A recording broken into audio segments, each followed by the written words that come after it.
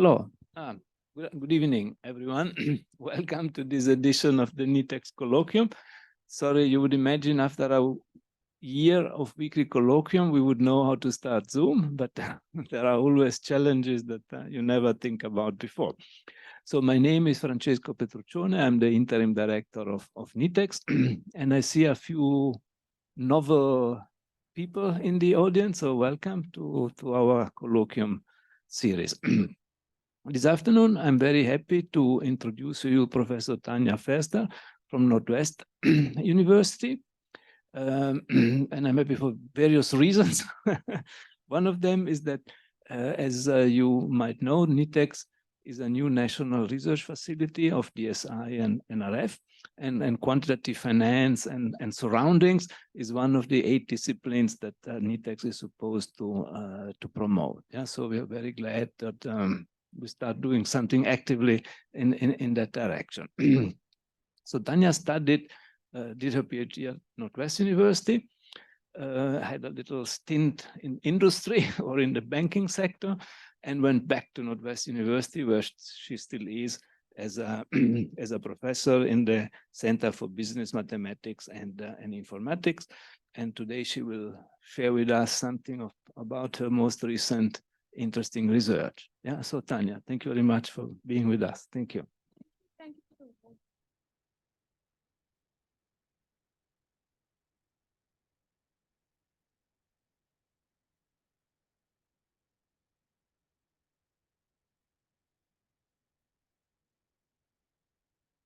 Is this on now?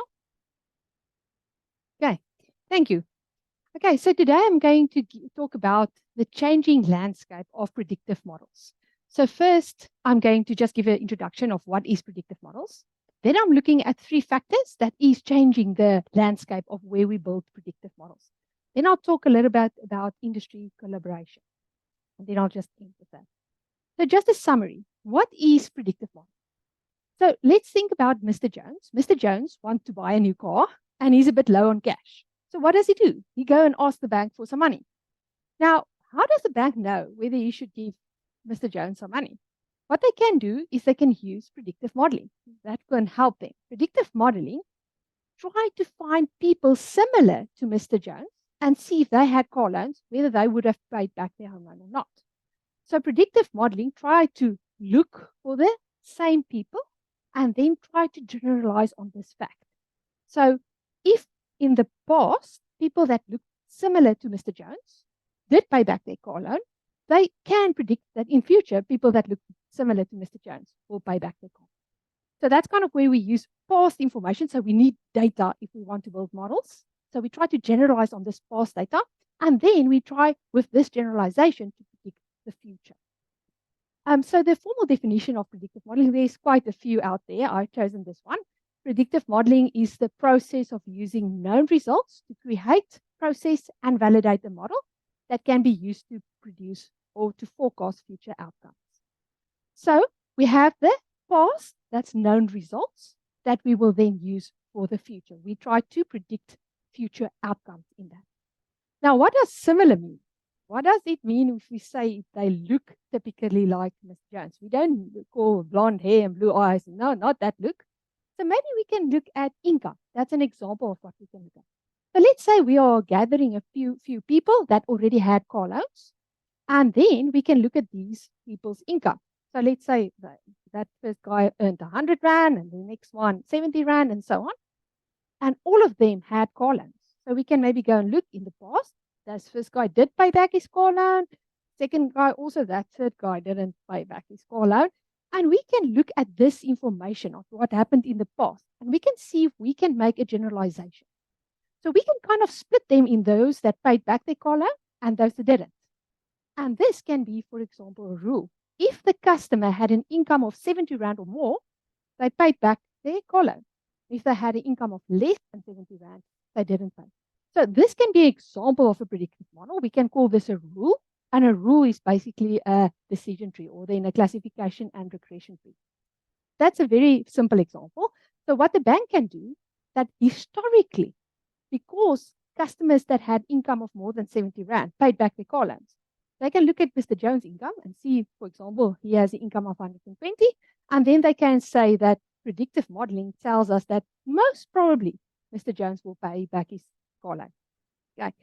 So the three main components in predictive modeling is input, the model, and then output.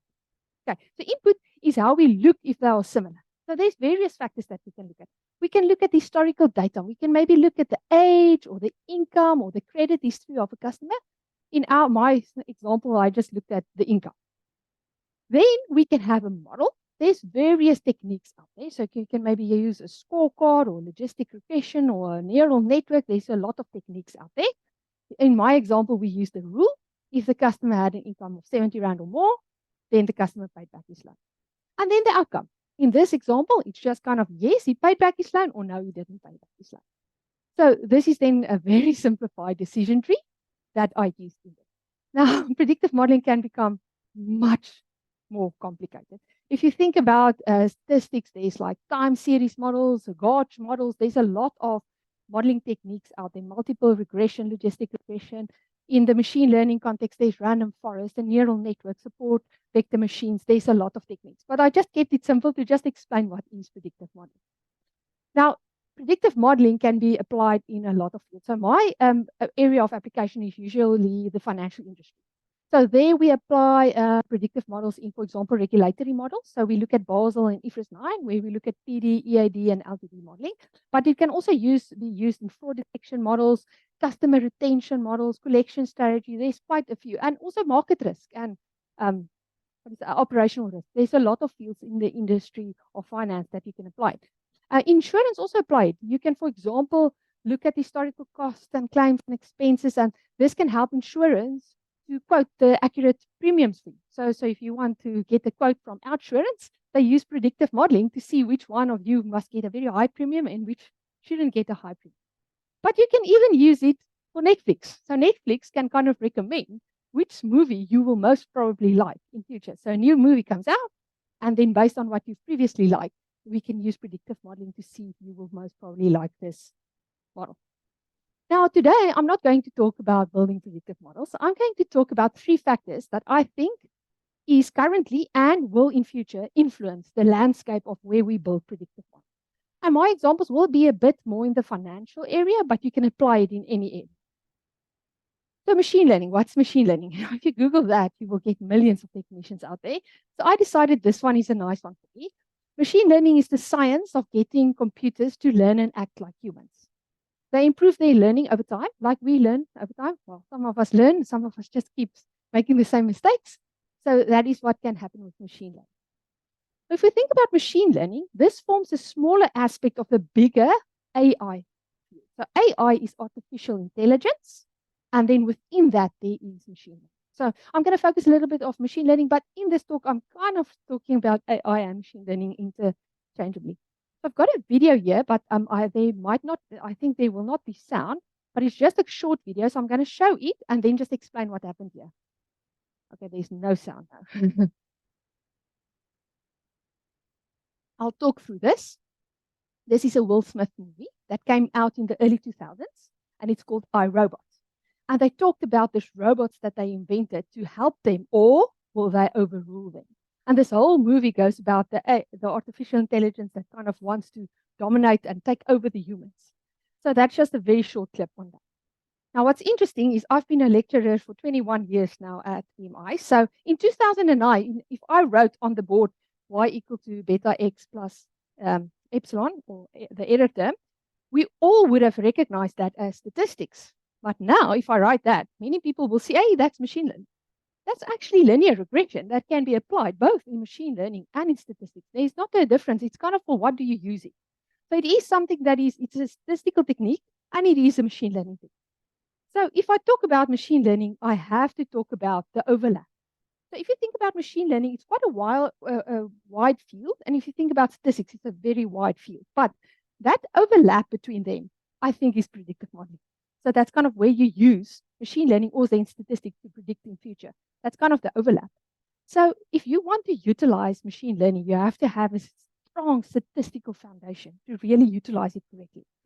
If you think about one of the techniques that's used in both in machine learning and statistics, but that comes from statistics, is decision tree. So decision tree were found out, I think, by Brayman and Friedman in 1984. And it was called first, I think, classification and regression trees, CART. And that's a very popular statistical predictive modeling technique. But if you put a lot of them together, we call it random forest. So random forest is known as a machine learning technique, but the underlying fact is it's statistics. Okay, and the same with regret. Okay, I have to give a joke just quickly. So for all that's tired of the maths, where do data scientists go camping? In random forests. So that was just to mix the mathematics a little bit with the jokes. Okay, so if you think about regression, a linear regression is very popular. It's one of the basic techniques that you use in statistics to do predictive modeling. And you can use it in machine learning also to build machine learning models.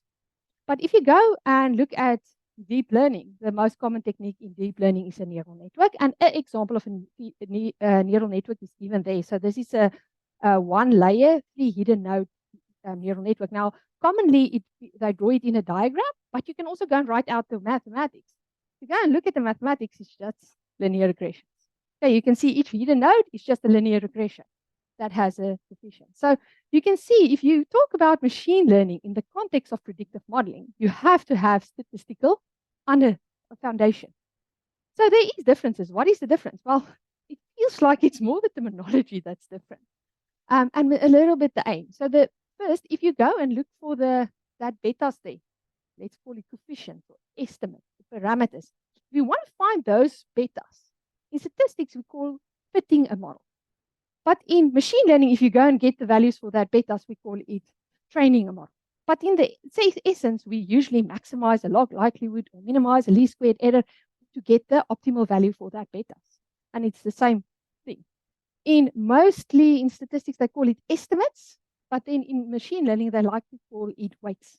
There's more synonyms out there, but that is one of the biggest differences, I think, between machine learning and statistics when we are talking about predictive modeling. So definitely there's a bit of a difference in the aim of the analysis. Okay, so when a statistician go and build a linear regression, they are really interested in those values of the betas with their associated confidence band, what is the error, all the statistical inference is very important.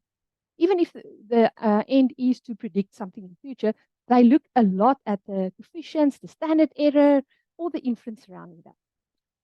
Most people that work with machine learning don't really go and look if all the weights are statistically significant and what the standard error is. They just want to know if it's accurately in predicting. That's the only thing they want. What do I think is important? Both. I mean, it's like it's just where these two overlap, you get the most value. So that is very important. So if you also, it's not just me that say that. There's this book of Verster and Tishperani, they call kind of where machine learning or data science overlap with statistics, they call statistical learning. I kind of call it predictive modeling, but I mean, that's just terminology. And the book of Efren Hasty say that a hopeful scenario for the future is one of increasing overlap that puts data science on a solid footing while leading to a broader general formulation of statistical inference. So where we can win is where statistics and machine learning meet in the middle. That's where we can get the best results. Just an example of the use of machine learning. So I have to put that in because I've got teenagers and they chat GTP the whole time. They use it for telling jokes and to send each other WhatsApps and all that. Now, ChatGPT is based on an LLM. That's a large language model. Now, just quickly a revision of what is machine learning. Machine learning usually are split into 3 main types. Kind of supervised learning, where we have a target, unsupervised learning, and then reinforcement learning. Now, what's interesting is that ChatGPT works with both the machine learning, supervised learning, and then reinforcement. And the LLM that they use, the large language models, are based on neural networks or then deep learning. So that's an application of ChatGPT. So just quickly a pause. Where is ChatGPT used? You will see on the one side, there is the people that uses ChatGPT to grow their business or their career. And on this side, with lots of people, is where you try to trick ChatGPT. You must have seen many memes of that. But ChatGPT works on reinforcement learning, so they correct those errors. So if you can find an error in ChatGPT, Usually in a month's time, if you try it again, it doesn't work because they learned and they will correct for that. That's just a joke. But it is the truth, but it's a joke as well. So machine learning. Now this is a very, I was taught machine learning when I studied. And that was, I think, the first time that I was taught neural networks in 1996. So that's not a new thing. It gained a lot of new, with the computers, that's much faster and can do a lot of processing. Neural networks is kind of again on the map. It was on the map and it kind of went away. And now with image processing, it's really back with nice big computers that can handle deep learning. But if you think, this is now a quote, I'm not saying this is a quote. If you think you've got terabytes of data, and then you can just use this machine learning techniques to get all this interesting stuff, you've lost before you've even begun. You have to understand what you are looking for. You have to understand the data. Else you're going to have a problem. Many people think machine learning just magically finds this hidden nugget. That is not true. You still have to formulate your problem. You still have to understand the underlying data. And that is really very, very important. So here's a small video clip again without sound, but you can see that. This is a movie from Monsters Inc., also 2000 and something. Now Sully the monster, see this garbage going in the one side, and then at the end, garbage is coming out, but in nice blocks. Okay, now in this story, he thought there was a little girl in there. Luckily, they weren't. But can you see? They put garbage in this machine, and what did they get out? Nice blocks. No, garbage. Even if it's nice blocks, it's still garbage. Okay, now that is what machine learning works with. If you give machine learning techniques garbage data, you will get garbage out. It will be nice and packaged, and you might even impress your boss, but it's going to be garbage. It's going to be packaged garbage, but it's still garbage. So you have to understand the data. You have to understand the business need. You have to formulate the problem and make sure that data is correct for the specific machine learning technique. That is really important, else you're going to end up with like Sully, that ends up with garbage, just in a nice block, but still garbage. So this, I don't know if this is a joke or the truth, but this is your machine learning system. Ask the one guy, the guy that's busy on that pile. Yep. You pour the data into this big pile of linear algebra, then collect the answers on the other side. The other guy asked, what if the answers are wrong? Well, just stir the pile until they start looking right. Now, I don't know if that's a joke or the truth. I think it's a little bit of both. Okay, so if I think about machine learning, I see a lot of challenges, but as soon as I see a challenge, I also see an opportunity. So here's just a summary of the challenges and then also simultaneously the opportunity that I think exists in machine learning, specifically when we build predictive models. So some of this we are busy with doing research. Some still we need to do research. I don't have all the answers here, but so one thing is, how do we use machine learning in regulatory models? So if you work at the bank, you know IFRS 9 and Basel has very strict guidelines on how to use models. We want to use machine learning techniques, but the SOP doesn't want us to use it. Okay, so we need to, that's a challenge, but it gives us an opportunity. It gives us the opportunity to improve and expand on guidelines on how to use machine learning within the regulatory context. Then many machine learning techniques. It's kind of just like this black box. You just put it in and you get the answer out and nobody knows what's happening in there. Now, we can use, there is already techniques out there to make this black box effects a bit less, that it's a bit transparent. You think about Shapley values, partial dependence plots, line graphs, and so on.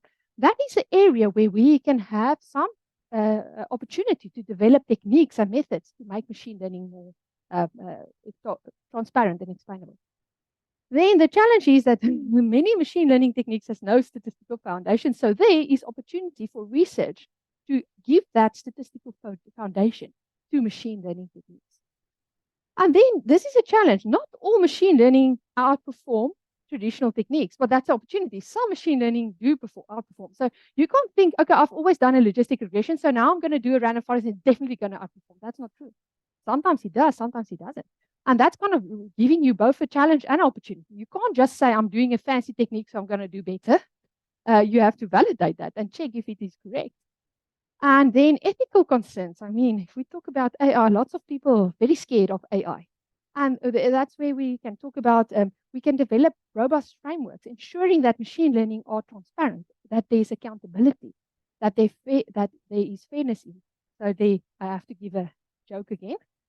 So this is a tobacco industry research center.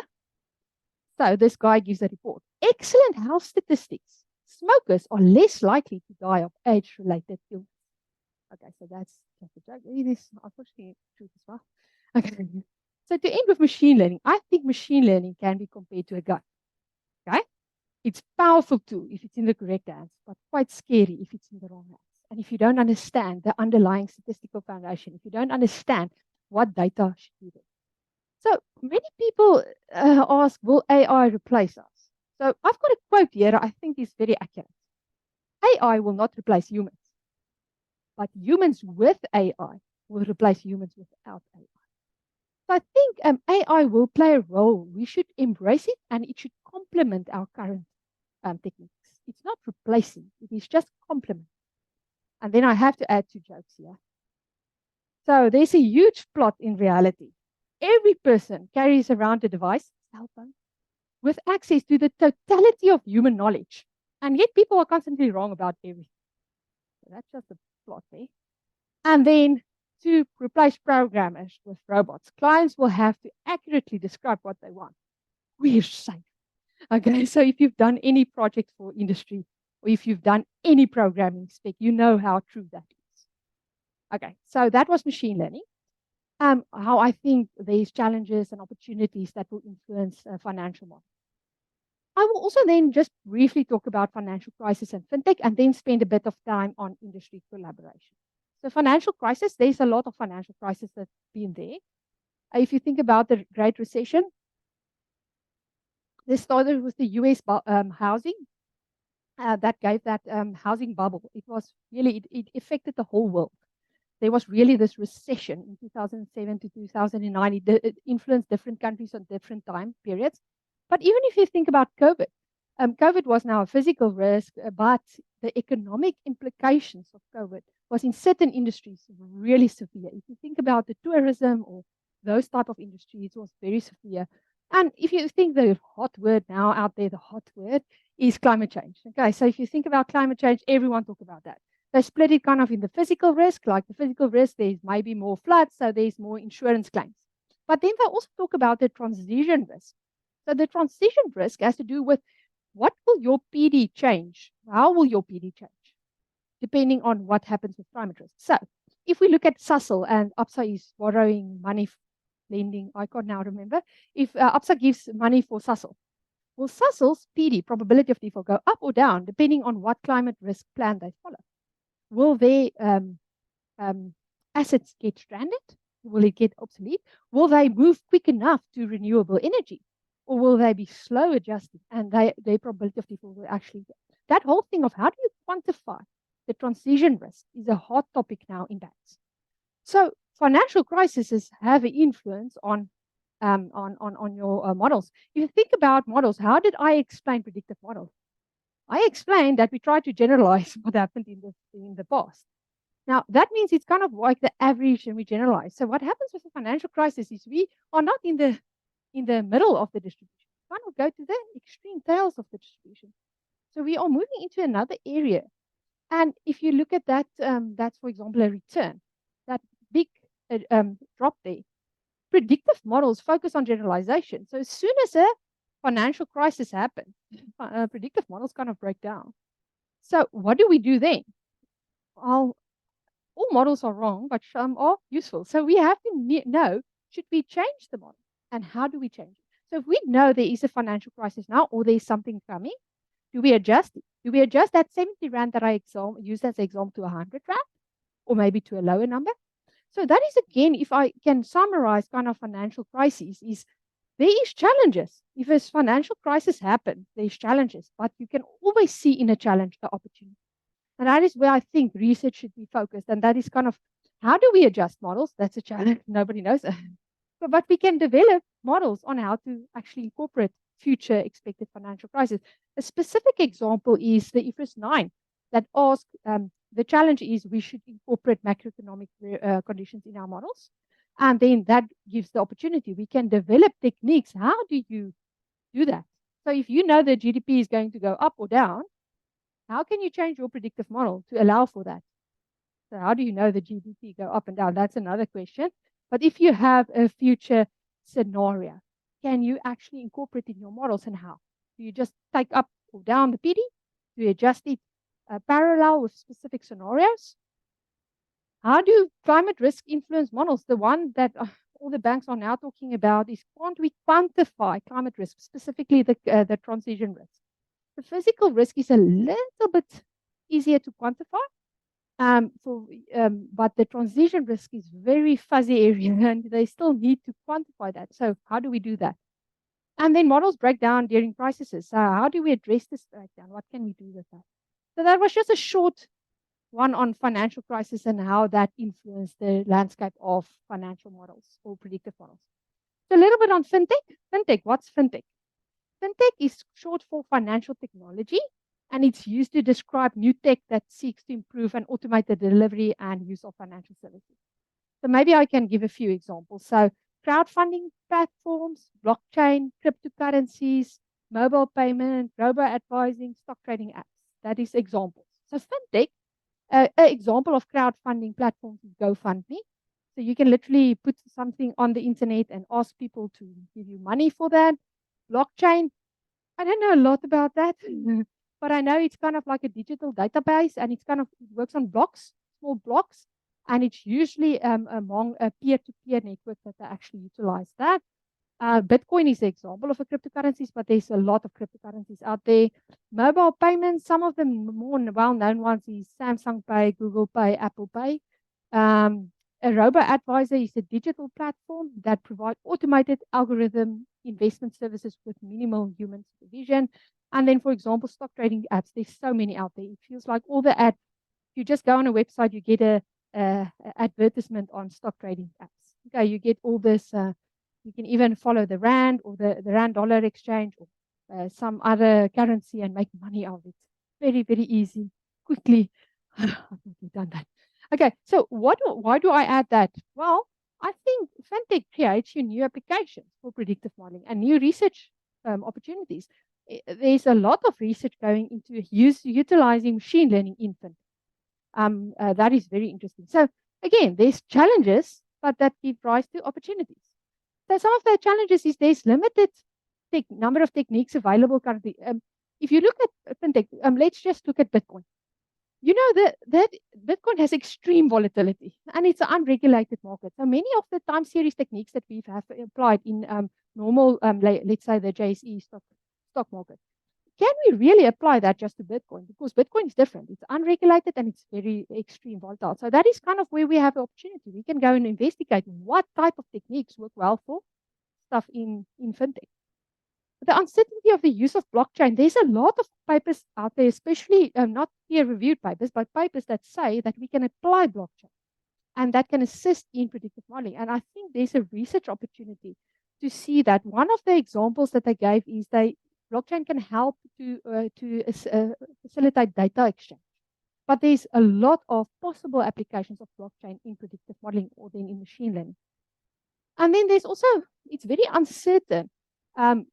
What methods can we use in Fintech credit risk? If you think about credit risk, up to now, credit was only extended by banks. So banks usually only give you credit if you've already previously had credit. They rely a lot on the exchange and the bureau, like TransUnion, ITC, Experience. So they look at past behavior of the credit. So at this stage, banks kind of didn't really give a lot of credit for people that have not yet previously had credit. So we call that in the banking a lot of times thin file.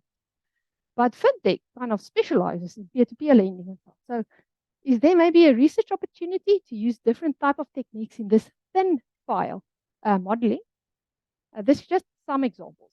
And then also the whole thing about, we don't know what data is relevant. And if you think about also data in Fintech, can I just use any data that I get on the internet? There's a lot of restrictions there. Maybe there is also an opportunity to provide some guidelines on how to use this data in there.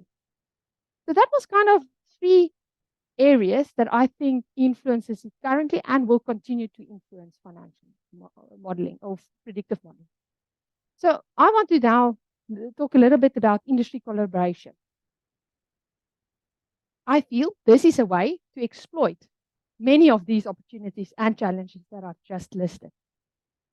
So collaboration, I'm talking about where the industry, banks and other financial institutions, consulting houses and so on, take hands with academic institutions. So that's kind of where we look at real world problems. Sometimes the industry doesn't have the time or really the time to spend on the new research out there, to go and read about it and do some experiments on it. Then they can outsource this to academic institutions. I really think this is a way to exploit both the challenges and the opportunities that there arises. So there's a lot of universities that do industry collaboration. For example, where I work, so at Northwest University, at the Center for BMI, but also UWC, the Vrije Universiteit in the Netherlands, North Carolina State University, there's many more. Many universities do industry-focused training and industry-focused research. I think that's kind of the magic, where the magic happens, where we look at real-world problems, but use the academic research and academic training to actually make that. So at BMI, we have MSc, well, other universities as well, for example, UWC. We have MSc student industry-directed research projects. So what it is a student come and do his master's degree in 1 year. The first 6 months is just coursework. Then the last 6 months, they do a project in industry. So they work 3 days a week in industry and they solve a real world problem. Then we as personnel also do industry applied research projects where we kind of do like consulting, but it's research focused consulting. And then we are a university, so we have to publish, we have to have modules, and we have to have students. Now, there's not enough time to do all 5 of these. Then I'll never sleep. Okay. So there should be some synergy between these. And each one of these can actually go into the other. It can actually help each other. So you can be in a situation where we have 1 + 1 is equal to more than 2. And I'm just going to give you 3 examples. Okay. So the first example is we did a project for industry. They asked us to create a risk grading of a methodology to risk grade provincial government, public entities, as well as public universities and FET colleges. So we did that project for industry. From that, I thought, that might be a nice idea for my first PhD student. Okay, so my first PhD student actually started working on this and did research on this after we completed the industry project. And from that, we actually got 4 papers. So you can see there's industry collaboration. So from this industry project, we got a PhD topic idea and we got papers from it. So this is the industry benefits from the relevant research that's done. And we as a university benefit because we have to do publications, publish or perish at the university. So just as an example, what was one of these papers? So the student, she developed a generic methodology for the Department of Health and Education. So she built 7 predictive models. I won't show you all 7, but there's just one of the 7 models. So what is the technique that she used? She used linear regression. So that is a predictive modeling technique. And then the inputs, what did she use as inputs? She looked at the financial ratios. So she looked at the Department of Health, Department of Education, their financial statements as inputs. The technique was regression. And then the output is a credit grading. Now, what can you do with that? The credit grading can be used to rank the credit worthiness of the specific issue. So that's just one of the examples. A second example, this was an industry project of a master's degree student. So she did this project. From that, we published the results. So what it was is surprise fraudsters before they surprise you, a South African telecommunication case study. So every year, there is millions of rands that is lost at Vodacom, MTN, Cell C, and so on. It's really staggering the amounts. Now, this paper focused on the identity fraud. That is a type of fraud in which the fraudster combines real, usually stolen, and then fake information to create a new identity. And then they open a cell phone contract and they walk away with this nice iPhone and they never pay that back. Now, here we built 2 scorecards. So I'm just showing you one and just 3 most important variables. So the technique here used, the predictive modeling technique, was a scorecard. And the smaller scores correspond to high risk. But what we basically saw here is the fraudsters targeted the more expensive handsets. So they don't go for the cheap. They go for the nice iPhones, the latest Samsungs, and so on. That is where we have the highest fraud. We also that their specific stores had much more susceptible to fraud than other stores. So they definitely know this store is easy to pull in a fraudulent application. Other stores were more difficult. And then they also looked at the expensive cell phone packages. So that was something that was used. So what was used? We use as input in the predictive model your cell phone application details. The technique, the predictive modeling technique, was then a scorecard. And then the output is what is the probability of this new cell phone contract to be fraudulent? And what can they use? Telecommunication operators can utilize these scorecards to profile customers accurately and then help to isolate your fraudulent or then just our high risk. That is the use there. So the last example, hope you're still awake. This is an industry project that one of my students did, and she used discrete hazard models at one of the big banks. I was like, whoa, this is a nice application. And what I did is I actually added it to one of the postgraduate modules. So my postgraduate modules every year changed a little bit, and some years it changed a lot. Because I see what my master's degree students use in industry, and I adapt my courses to make it more relevant and realistic, kind of what I can use as. So the industry benefits from the fact that the university is busy with relevant research, and then the university delivers students to the industry with the right skill set. That kind of really, both parties, the academic institutions and the financial institutions, win. It's a win-win. So just one example of what she used is she built many predictive models. I'm just showing you one. So this is the technique used is a discrete hazard rate, but because of the specific application, you can actually approximate it by logistic regression. So that's quite nice. So the input into this discrete hazard model is you use application variables. So the customer's demographics. So is he male, female, what's his income, and so on. The behavioral variables. So how is he paying over time? Is he limit increasing, decreasing? And then macroeconomic variables, all three into one model. So macroeconomic variables like inflation, GDP, and so on. Then you put it through a discrete hazard rate. And what you get out is a marginal probability of default.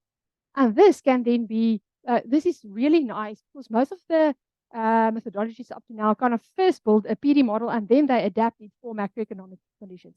This one simultaneously look at it. So this methodology do not only include relevant historical and current information, but also have this additional forward-looking macroeconomic component.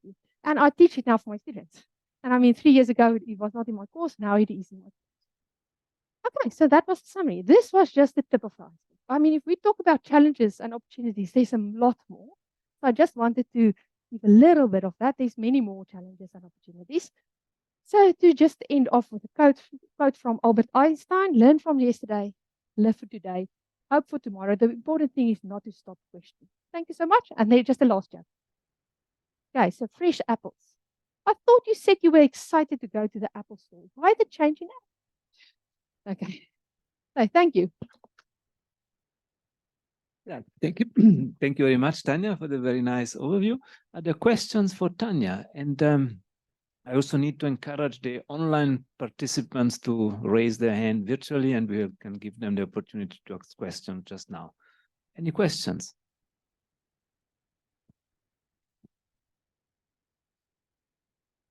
Thank you, Tanja. I also teach courses with Tanja, so I know Tanja quite well. Tanja, you said you publish, and especially when it's from industry projects, how do you get past the non-disclosure agreements? Yeah, that's definitely a problem, but Prof. Rian de Jong really built a lot of confidence in the industry to help overcome with that. So we ask first the industry partner, will they be willing? And immediately they say the data is confidential. Then we ask, but isn't there a part of this project, like the methodology, that's not confidential that we can publish? So we first just get their buy-in. And then the magic is to make them co-authors. Okay. And then also we always tell them that we will anonymize the data and that it can go through any number of committees that they need to approve it to see that they don't give away anything. So we are very sensitive that data is the new gold. So we first anonymize data, we check that it goes through a committee at the financial industry, that they see that they're not giving away any competitive advantage. Sometimes they tell us we can publish it, we must just wait 12 months. then we just wait 12 months. Then they have already had that competitive advantage. And then we make them go off, that also helps. Yeah. But it's some people don't go. Some industry doesn't go for that. But most of them, if you talk about them, you talk about anonymizing the data, letting it go through a committee and making them go off, are much more lenient in publishing this. Thank you. Any other questions? Here we go.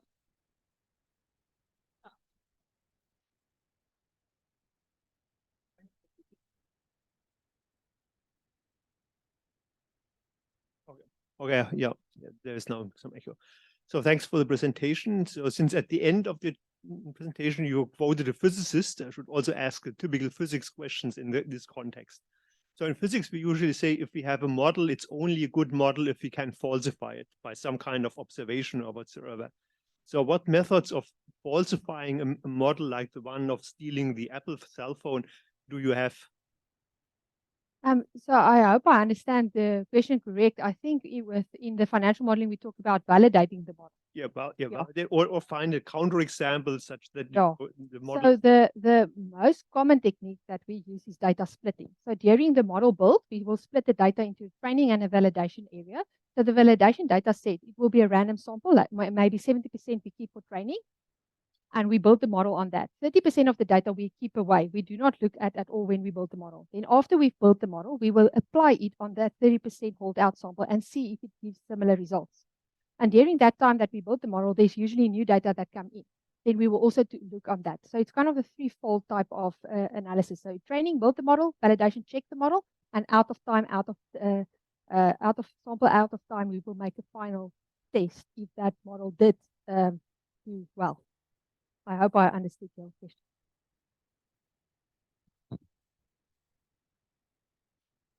Thank you very much, Tanja, for such a good presentation. My question is more technical one. If you consider your models are more linear models, but we've seen that stochastic volatility, for instance, did you happen to consider machine learning model with stochastic features in your approach? That's the first question. And then the second question is, how do you overcome the overfitting of how you estimate your model parameters? Because the thing is with machine learning, it's like a black box. You don't know what's happening there, like the optimization tool that you are using and so forth. How do you know that this model is not overfitting? Machine learning models love to overfit. So currently, the most common method is data splitting that I use in my research for checking overfitting, that you make sure that it performs the same in training and validation. And many times the selection of the hyperparameters in machine learning is not done on the training data set, but on the validation data set. The stochastic, I've not yet worked on that a lot. I don't think, I know my one PhD student is going to start with Gauge modeling and comparing that with neural networks. So I think we will touch there a little bit on the stochastic volatility. She fitted she fitted the ARIMA model on a Bitcoin time series. And then the assumptions were totally violated. So she's now applying the Gauge modeling technique on the residuals of that ARIMA. Then she's going to compare that with a hybrid ARIMA neural network model, but that's research in progress. Okay. Are you familiar with the rough volatility? No. Okay. You must maybe send that to me. Okay. Any other questions here?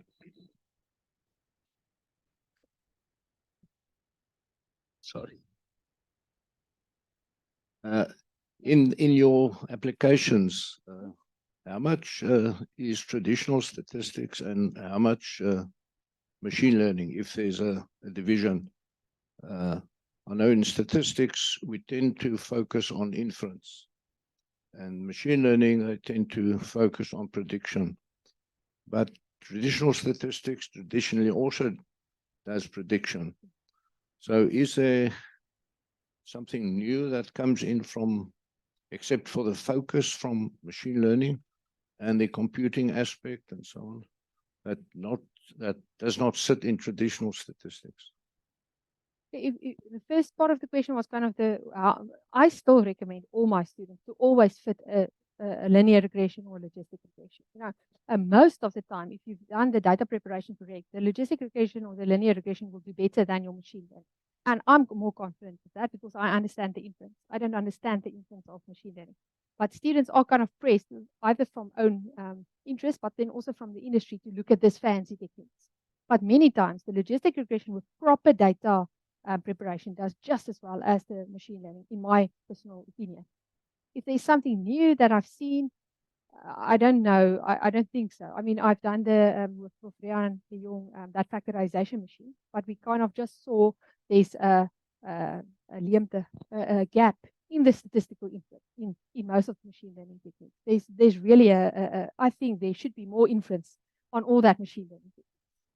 So I haven't really seen anything extra there. I still think linear regression and logistic regression can go very far.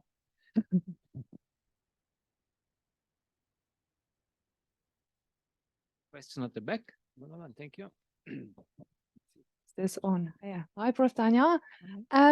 Would you recommend machine learning models as challenger models in industry to validate and challenge your more fundamental modeling approaches like logistic regression?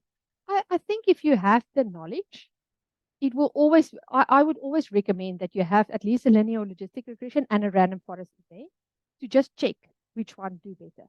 I personally like to do actually a neural network as well because it picks up all that non-linearities. So if you have a kind of a neural network or something like that, that picks up non-linearities, and you've got something like a bagged or bruised tree, like a random forest, and you have your plain linear or logistic regression, I think if you see one of those three outperform, you know you can actually improve your logistic regression. Kind of if you see your random forest outperform your linear regression, it might be that there's some interactions there, or maybe missing values or something like that, any data prep that is lacking in your linear regression. If you see the neural network is doing much better, it's probably because some non-linear relationship that exists. So I think if you have the know-how and you've got the software, it would be nice to compare one of the machine learning with the more traditional techniques. But then you should try and challenge yourself to get the best out of the traditional statistical technique, because then you understand what did the black box do that was better. But that is a personal opinion. Thank you. And always check just on the out of sample data set, you will do better, not in sample. Machine learning techniques overfit in sample. Any more questions? Is there any question, Rene, from our online participants? Did you give him the right to ask the question?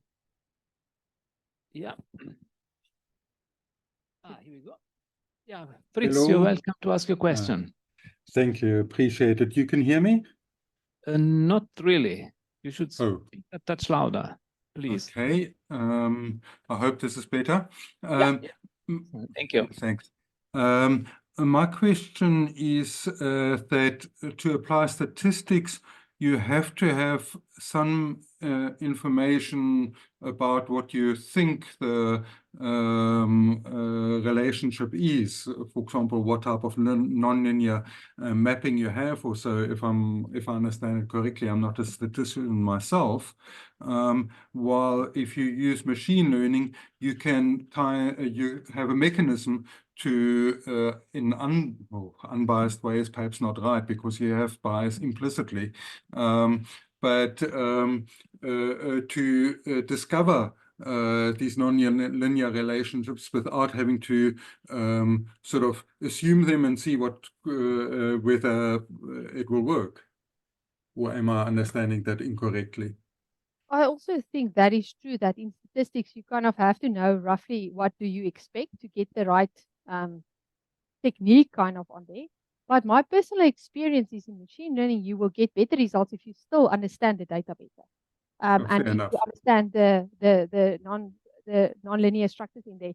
But my application field is financial, and in the financial industry, many times the linear relationship is still a very good approximation of what you experience outside. But I know neural networks are very good in image processing that doesn't have that linear type of relationship. So maybe just my application field is the linear type of approximation, or then derivations of that still does very well. I hope that answers the question. Thank you. Yes, no, that was clear. Thank you. Any more questions? Now, if that is not the case, then thank you very much, Tanja, again, for a very nice overview talk. Thank you very much to the online and offline in-person participants.